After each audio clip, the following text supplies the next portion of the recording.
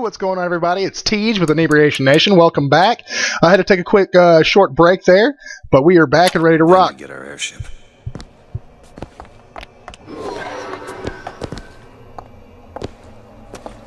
Need a lock picked. I'll see what I can do. Go ahead and pick that lock, girl. While she's doing that, I just want to let you guys know that in the editing process, somehow I lost. Getting guns for the Vox Populi. It's gonna help us. Daisy can make a change, can't she? Make things better for the people here. Sure. Somehow in the editing process, I lost the second half of this session. The audio, anyway. I've got all the video and all that, but I did lose the audio. So for this episode and the next episode, I'm going to have to do a little bit of post-commentary. I hope that doesn't bother you guys, which really kind of sucks because there was a couple of moments in here that I really was kind of proud of what was going on. So I'm going to let you guys watch this little bit right here, and then I'm going to talk to you about kind of what's going on.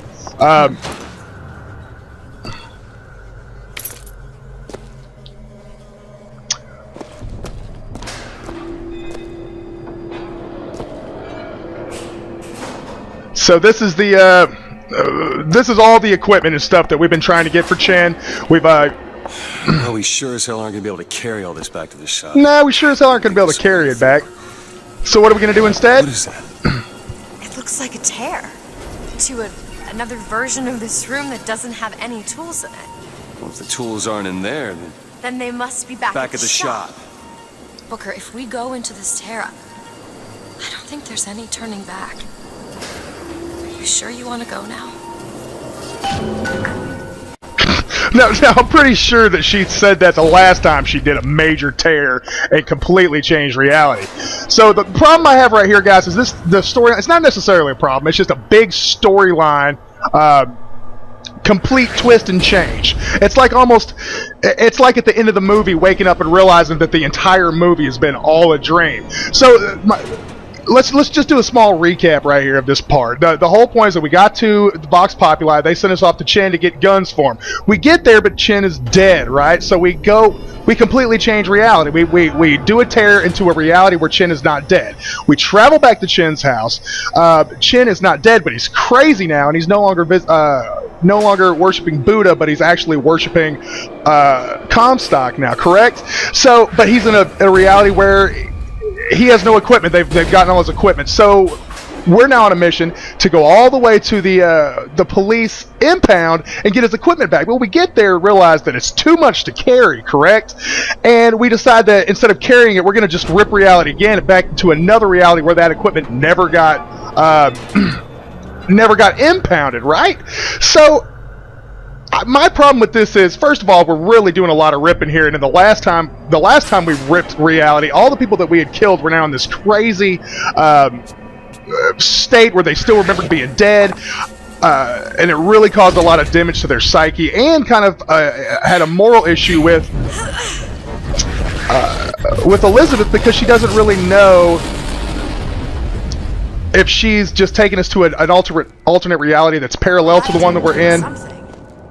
Come on, let's head back to Gunsmith and finish our deal. I aim to be on that airship and well shut of this place for long. Look, if the Vox get their weapons, there's going to be a revolution just like Les Miserables.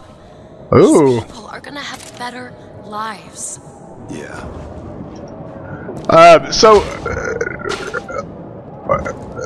Elizabeth's gonna find, she's starting to have this moral problem on whether or not she's actually just taking us to a reality that already existed, or if she's creating these realities herself. Also that raises the question of why, when we were at Chen's house in the first place, didn't we just perform a rip there that just brought all the equipment back? If that's all we did was travel all the way over here just to do that.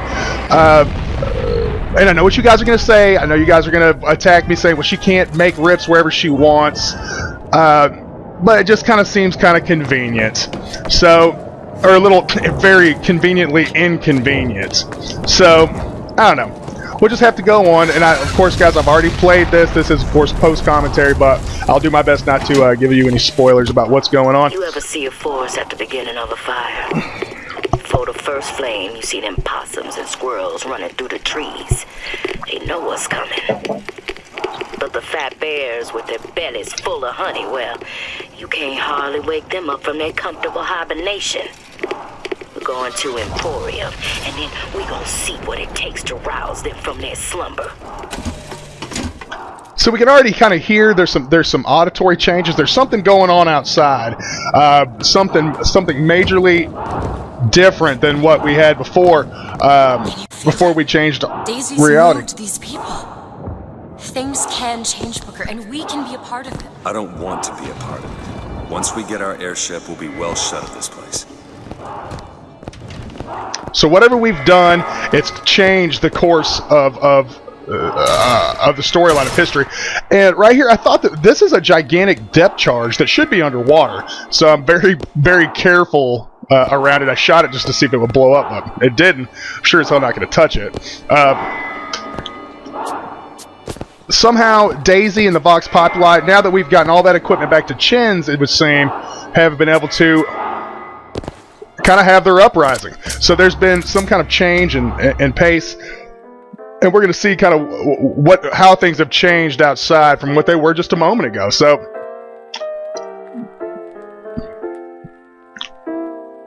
also, this gun that I found is actually a really great gun. It does three to 4 round bursts or whatever, but it really kind of helps with kickback. So here we are back outside of the police impound. And you can see the Vox Populi is in an all-out battle. All-out battle. And they don't seem to be interested in us at all. They're not trying to put us. They're actually, it would seem as though we're on their side, or we're not really on the side of anyone, but they're certainly not interested in fucking with us, so I'm not going to fuck with them here.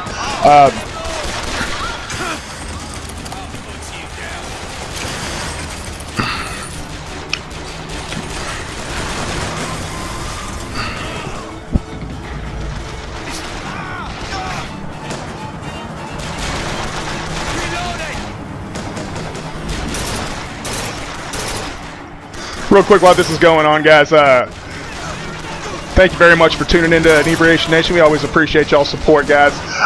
If this is your first time joining us at Inebriation Nation, there is a playlist link in the description below. It'll take you to the first episode, and then you can watch all the episodes of this playlist seamlessly through. Like I said, if this is your first time, do leave us a comment in the comment section below, letting us know how you came upon our channel. Give us a subscription and like as well, guys. We do appreciate that support as well. If you're watching this on one of our partner channels, one of our feature channels like B Kid Whalen, make sure there's a link in the description that'll take you back to Inebriation Nation.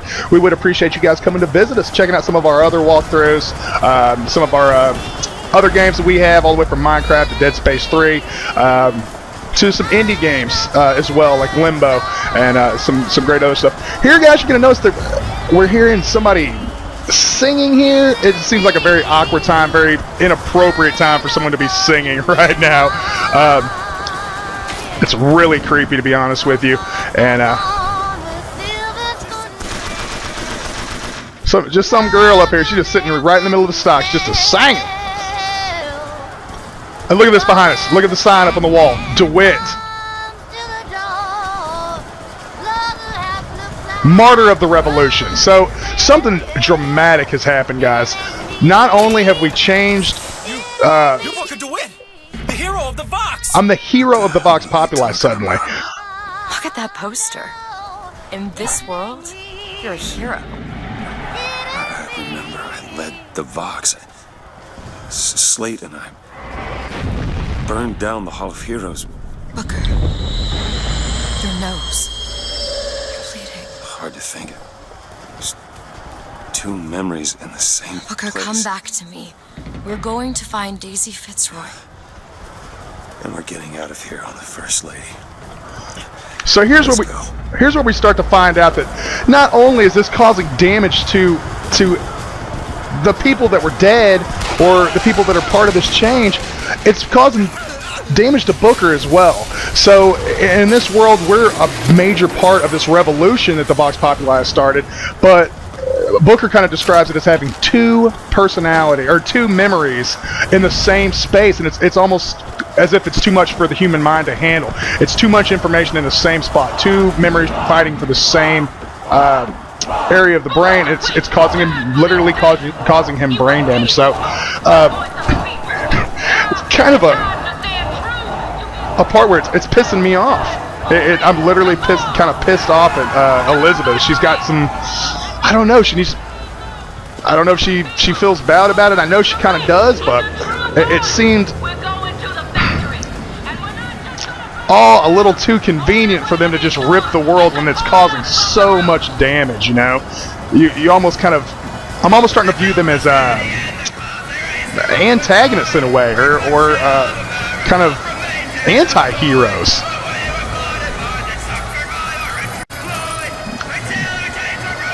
And of course, and that being said, the people that the Vox Populi are fighting here, you know, the Comstock squad or whatever, they pretty much had it coming. They've been treating them like shit, treating them like animals for the whole first part of the game. So with all the destruction that I'm seeing with the revolution, you definitely want to feel bad for what's going on, and you got to think to yourself, there had to have been a better way or a better choice these guys could have made. But you know, at the same time, you come up with a choice. What better choice could they have had, you know, other than revolution? In this world, you are a martyr. These folk need a better class of hero. When it comes down to it, the only difference between Comstock and Fitzroy is how you spell the name. So, what Booker just said there was kind of enlightening. You wanted to think for a second. Obviously, we're playing a big part in this revolution. You want to think that maybe the Vox Populi is on our side, but Booker in no way, and Elizabeth, I think, in no way are going to condone what the Vox Populi is doing here, and I actually think that we're going to find out that. And of course, I'm not sure of this yet, guys. I have not gotten this far, or that far. I think we're gonna find out that the Vox Populi are doing more damage than good, and they're gonna have some. I'd be very surprised if they didn't have alternate motives of some sort going on, and that they're not gonna become our enemies as well in this reality or another. Of course, the problem being, who knows? With this ability to completely change the path of the plot line, it's really hard to see what's being foreshadowed. There's no telling. We could have another twist. I mean, we could get all the way up to, you know, to Comstock, and then we rip the freaking reality again, and he could be our fucking best friend. In my mind, here's another thing: if she can rip reality, why don't she just rip reality into a reality where the Vox Populi never fucking took their airship to begin with? That seems like fun, but once again, I know what you guys are going to argue. You guys are going to argue that she doesn't have the ability to just open tears anywhere. So,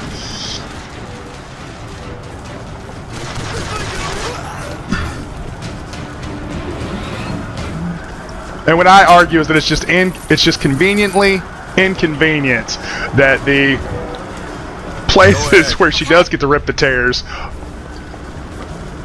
are just so happen to be like. Take your time. I'm fine down here. Oh, good. I'm glad that you're fine down there. I haven't been worried about you at all, girl. Not even a little bit. Anyway, here I am speculating about all this shit. I think the main point is that it's a little, not necessarily frustrating. I like the fact that they're making me think, that they're making me use my brain, introducing these alternate realities. The only way that this could be more not confusing necessarily, or more mind-bending, is if they were to introduce actual time travel, which wouldn't be far-fetched. It wouldn't be. I mean, if they can already, you know, change reality in such a fashion, why wouldn't they be able to go to alternate times as well? And I would be I'd be surprised if they didn't do that in the game. So we're just gonna have to see where this plot leads us, because right now I have no clue how things are gonna turn out.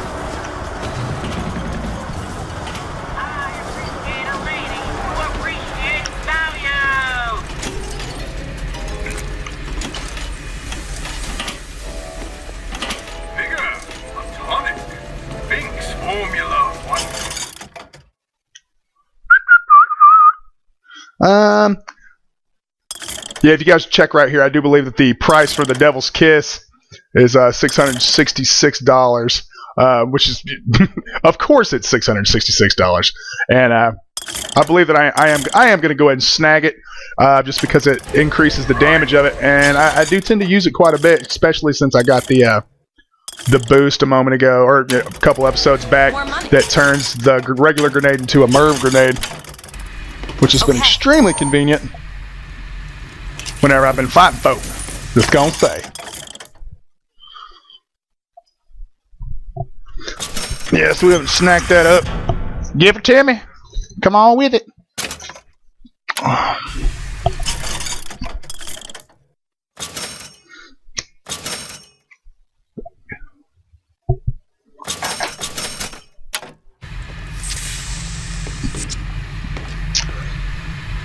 Another big ass lever, taking us back on through the way we came. Well, I guess we did it. I don't know if I brought us to a world where the Vox had weapons, or I created them. So here you hear Elizabeth kind of alluding towards the realization that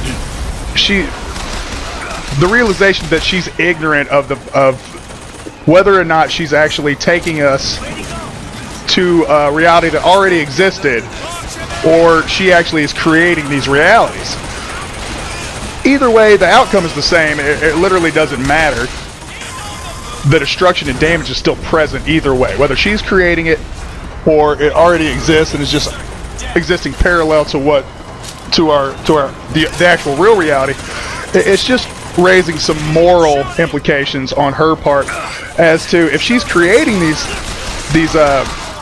destructive, imperfect realities full of this evil and all this death and destruction. If she's creating that, then it must be a part of her. She's created it. It's come from her. So what evil lies within her? So it's creating kind of this moral quandary for her. And so here I'm really looking for a boost on the repeater, which does not seem to be present. It does not give us that, and it's aggravating. For all the other stuff, it's there, but the repeater thus far is one of my favorite guns. It seems to be the most powerful. It doesn't have as big of a clip size, and the reload speed is very slow. So that's what I'm looking for: is larger clip size and a increase in reload speed. But it is not to be found. It is nowhere around. So.